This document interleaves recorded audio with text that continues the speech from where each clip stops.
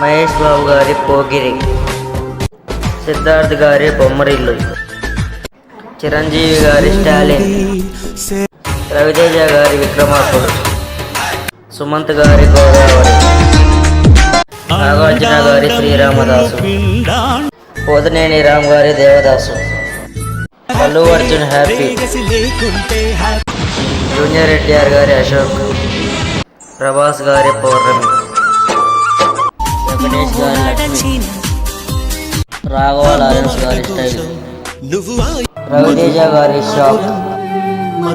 కళ్యాణ్ రామ్ గారి అసాధ్యుడు, పవన్ కళ్యాణ్ గారి బంగారం, అల్లరి నరేష్ గారి కితకితలు, శర్వానంద్ గారి అమ్మ చెప్పింది.